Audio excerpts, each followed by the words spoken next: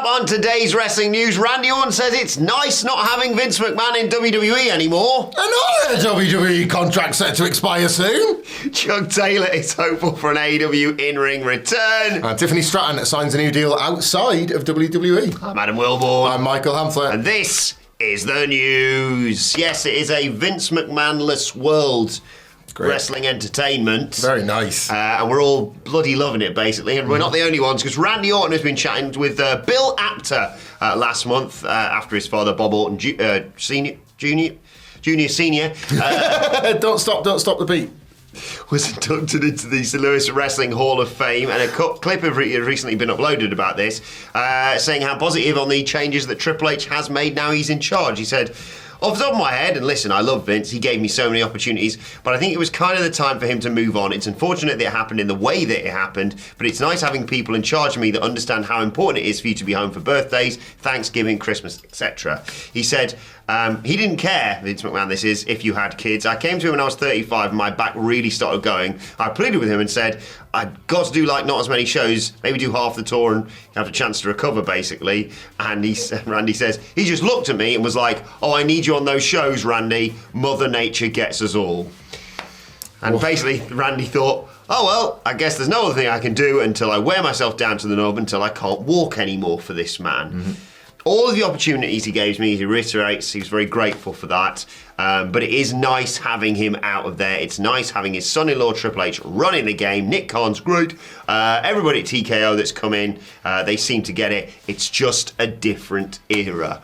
I think it's weird to say, like, what a great change this is. You know, people who don't want to kill their employees in pursuit of a house show number or whatever, or people that understand, maybe they'll want to spend holidays with, I don't know, their family, or maybe they'll want the day of the year that they were born to do something for themselves.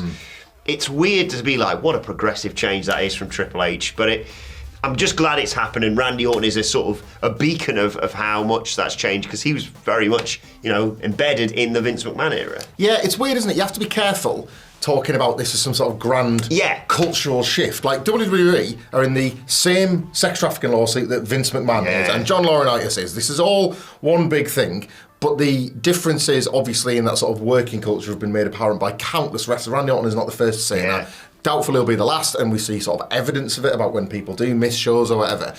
To reach the point, we talk about this from a creative standpoint, but I guess it applies in a corporate sense as well.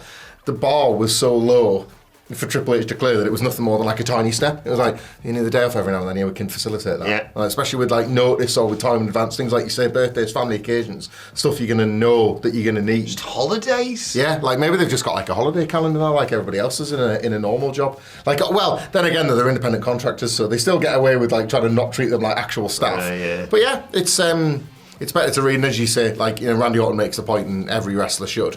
The actual act of your job requires it as standard anyway. Like the idea that for like the wrestlers that talk about working 300 days in the 80s and things like that, the fact that that even existed in the first place is barbaric by today's standards. So the more that you can cut down on that, everybody can win. I think that's fair to say, isn't it? Another change happening in WWE that we feel like we're reporting on all the time at the moment is contracts coming due and contracts coming to an end. And we've got another one. Fightful Select Sean Rossap and Corey Brennan gave the news about Angel Garza being up and done on August the 1st, obviously unless he signs a new contract. And the same can be said for Humberto Carrillo. Those contracts are due on the same day. So less of a surprise, this one, but Angel and Humberto kind of like part of regular television now. It was like they were a bit hit and miss with NXT for a few years there, but like now well established in WWE. But that's not to say that just because they are, it means they're going to get re-signed. Like Chad Gable exists on the Clash at the Castle poster, and as of right now, we don't know if Friday's his last day at work.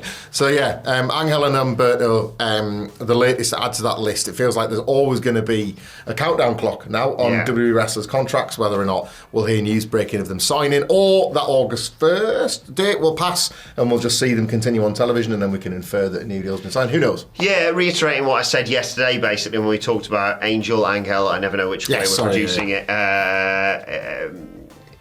Phil told me as well that they were sort of delaying discussing contracts until the TV deal was sorted. So that's possibly put a delay on everyone's contract negotiations. I sense that it will probably re-sign them. I think they're two brilliantly talented individuals doing great stuff with the whole LWO Legado thing.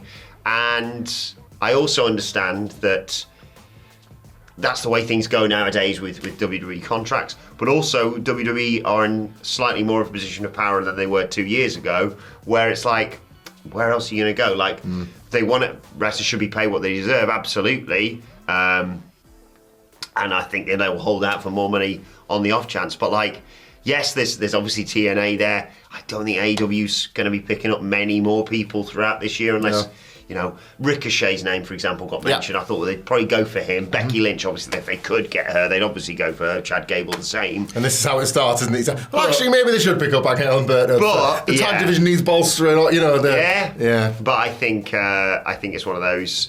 But I sense they'll probably stick around. But if not, they wouldn't struggle for work. They're just ridiculous. Just go back to Angel ripping his trousers off for me. Oh my god, an all-timer act. Yeah, I love that bit. Just get used to more contract talk as well. Feels like this is going to be a regular rotation news thing now. As wrestlers themselves, have a board in the studio. Yeah, it's like, they don't mind it. Like, remember sometimes where some of these stories may have actually come from. Wrestlers do not mind this conversation going on. It benefits them in the end.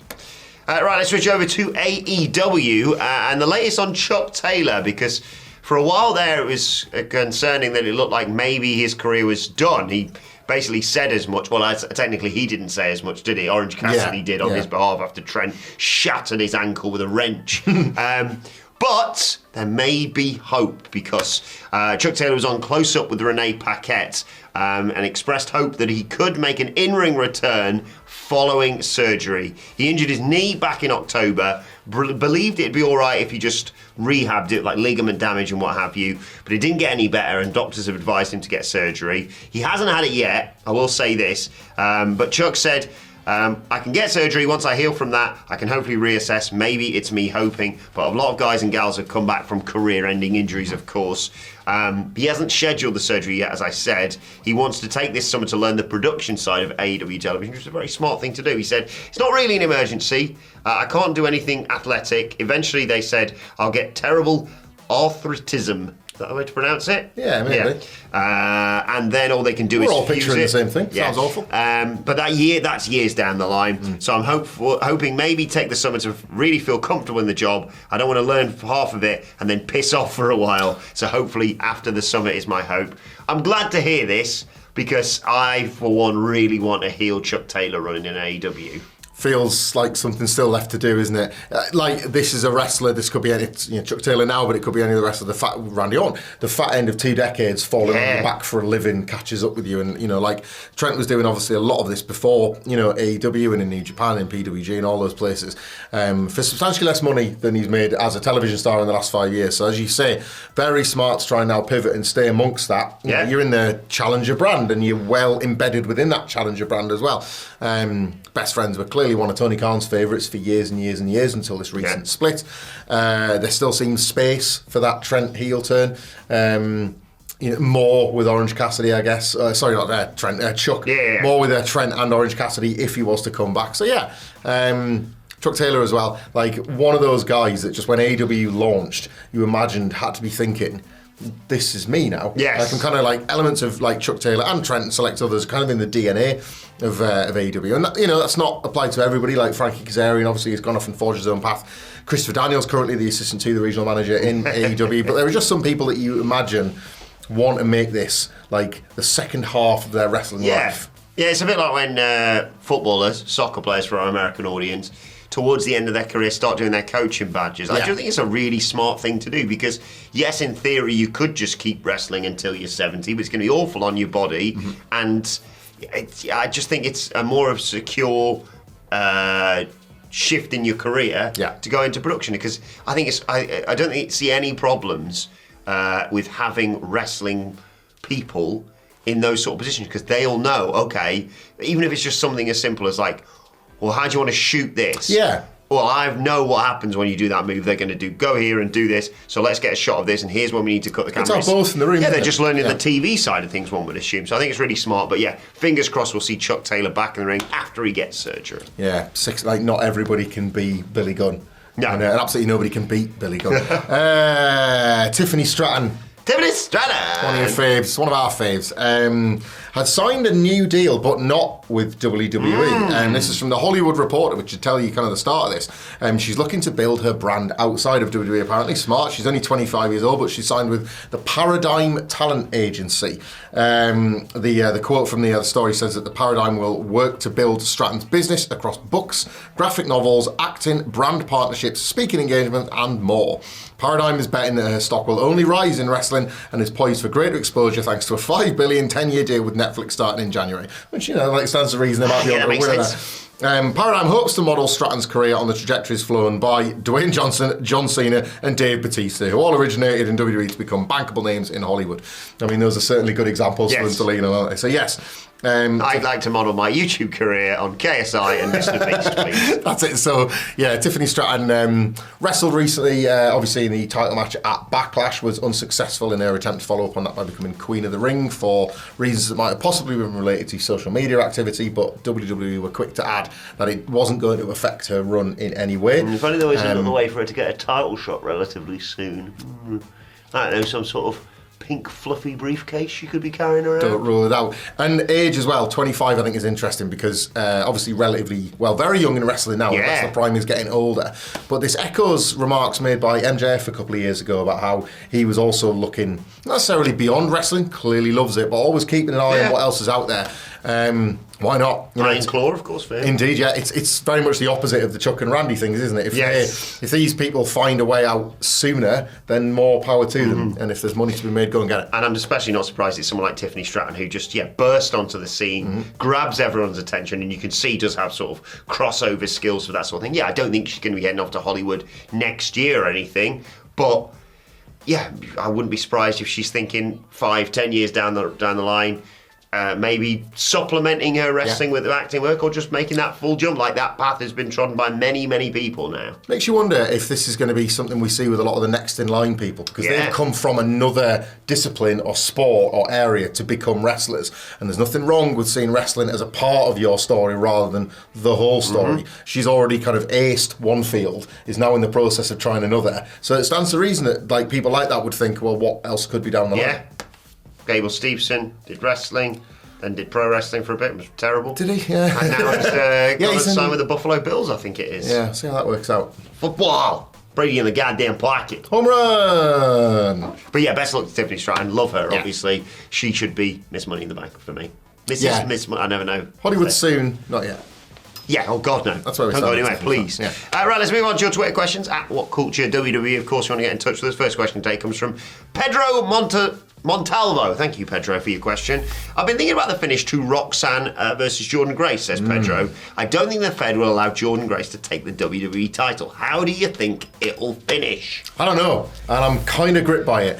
I was assuming that Roxanne Perez was going to win at this PLE. Every time. I've forgotten the name of. I can help you out. Oh, thank God. It's NXT Battleground. You're grounded! Battlegrounded? But man, you're a winner. Ding, ding, ding, ding, ding, which is the sound at the end there, because it's in Las Vegas of a casino, a place where you can go and entertain yourself. But when you want to west your wee head, where would you go? Well, I would have west my wee head.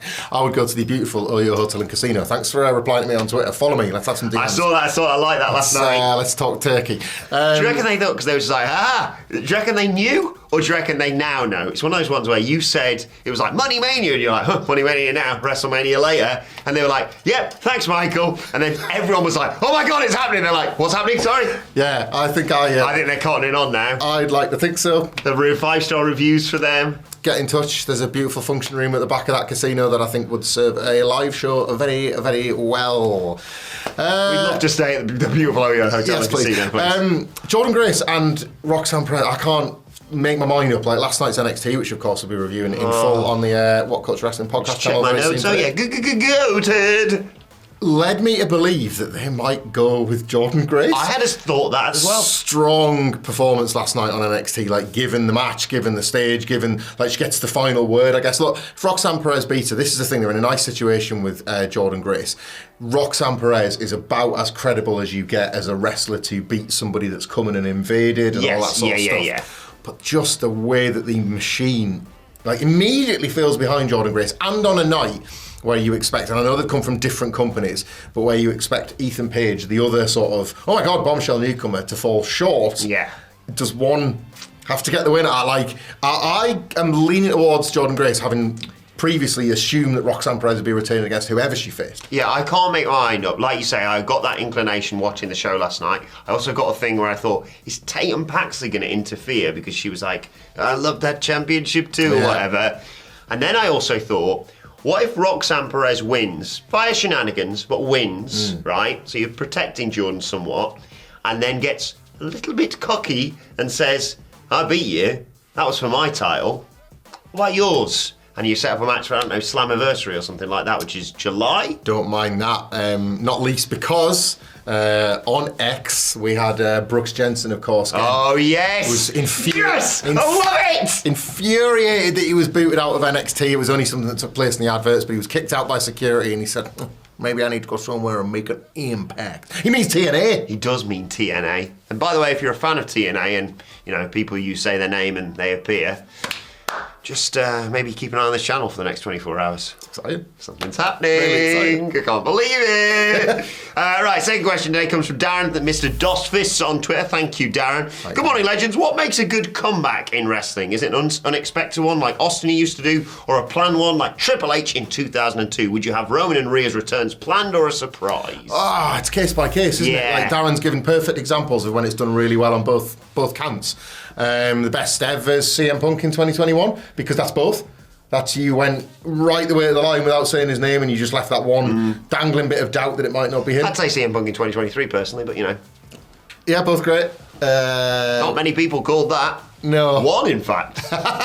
And yet still look shocked in a video that I noticed did the rounds, but it was not featured on Raw. Why not WWE? Come on, guys. Kept that receipt. It's both. They are, like, not to be a cop-out, but it is both here. Like what Darren asked there about Rhea. Roman and Rhea. Roman and Rhea, right, perfect. I would have Roman as a surprise and Rhea as a built one. Like, see, I'd have the opposite. Okay, right.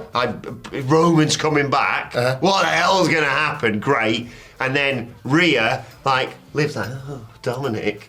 Rhea's music hits. Oh, you done up now. That's true, yeah. I was thinking because you build Rhea, because it's like such a huge return. But they both work both ways, don't they? To be fair, like yours makes more sense because it's not like the short of those Roman Reigns returns to SmackDown graphics. They've got about 20 odd lined up from the Bloodline years. Put my kid through college, baby. Yeah, but oh my God. Two returns. I can't think of many returns recently in WWE outside of like legends coming back or whatever. You know, like we were lucky enough to be there for Austin, WrestleMania, and Cody, of course. That's a good example. You promote elements of it while keeping a little bit back. The Cody one. It could be Shane. Oh, thank God it's Cody. Yeah. But I can't think of more recent ones where I'm like, apart MJF in AEW, I suppose. Where I'm like, oh my God. Because it's not just they're coming back, it's like they're coming back and how does that affect the entire, to steal a phrase from Sidgwick, and the ecosystem. Yeah. Because like, Rhea comes back, what's that mean for Liv, Dom, Becky, the whole Judgment Day, obviously. Roman comes back, the entire WWE changes. Yeah, and then back on notice. Got one more return to come after that. Right, final question today comes from Paul Scott, who says, hi guys, there's a lot of talent disappearing in the shuffle in AEW. Is it not time that AEW and ROH had their own separate rosters so people can get more screen time? ROH could even be a feeder fed similar to NXT or its own complete brand. There is a lot of crossover there, isn't there? Yeah, yes. And yet it does feel like some people are more, maybe that's the problem, some people feel more consigned to Ring of Honor than others, but maybe that's then like a stick to beat them with almost. Like I can only really think of Athena on account of the fact that she almost never wrestles for AEW. Even like Mark Briscoe's their world champion. Yeah. You would just as likely expect to see on an AEW show as any kind of Ring of Honor one. Hard split. I don't hate that, you know. Like, I think at this point, that roster would feel... The AEW roster always feels a little bit too big for its own good. Any way that you can make that feel smaller or more refined is probably better And for AEW. it'd guard against their own bad impulses, I'd say. Just like, right, we need someone to get to win on AEW. Just haven't been an ROH guy. Like Johnny TV's popped up recently to get beaten a lot. But then you have to sell a pay-per-view with these people every sort of quarter. And I get it as well, presumably for like TV negotiations. I have no idea what's going on with ROH or that sort of thing. They can sit there and say, well, anyone could show. We could have Mox show up on ROH or whatever. It's not going to happen. I think that's the problem. I think you've just hit upon what the exact problem there is. I think if you said, we're going to draw a thick line between these two rosters, you would still cross that as and when you needed. Like, WWE do it with Raw and SmackDown, and it's reached the point where it'll never quite feel like the separate shows they want it to. I just don't think Tony Khan looks at it that way. I think he sees that, what you've just described, the possibility of a Moxley once in a blue moon, as a benefit. Like a feature rather than a bug of having this kind of like half and half split. So I think the arrangement we've got now is the arrangement everybody's just got to be stuck with. Like, I'd love to hear what Ring of Honor fans think about this. Like the comments below, we always say, we always have that thing, they're like, oh no, someone like Athena's stuck on Ring of Honor. Well, is she, or is she just somebody that like Ring of Honor are glad to have as this like hoping to get more of a push on the AEW shows, I've got to be honest. But like, they need their own talismanic things, don't they? If you're a Ring of Honor hardcore, the last thing you'd want is to lose her to a Dynamite or a Collision, I would assume. But I'd like to know, like, their voice doesn't feel very heard in the room. And then again, if you're an AEW talent who's just like pops up once every 6 weeks, would you prefer to do that? Or would you prefer to be a regular on ROH TV? Less viewership, more reps. You know, like a Harley Cameron, done great for her first few appearances in the ring on AEW. Is she going to be on the show for the next 6 months? I don't know. Yeah. I've been there as well. The reps are great, but if the atmosphere is flat or if it's half a building because people have been trained to leave or whatever, I don't necessarily know how valuable those specific types of reps are. Yeah, and I think if you want to start selling tickets to ROH shows rather than just tacking on the end of AEW shows, I think that hard split needs to happen because, like you say, we've been there and it is just like stick around for velocity almost. Well, they say if you're going to do it, a longer conversation this, but if you're going to do it, like star creation within Ring of Honor and Ring of Honor alone is crucial. Like somebody has to be there for that and be created within like Ring of Honor storytelling rather than borrowing somebody from AEW as like airlifting in a star or something. Absolutely. Tricky situation. Great question, Paul. Thank you for that. And have out in the comments about that and everything we've discussed down below. Like, share, subscribe. And while you're at it, why not check out this video right here. We'll see you soon.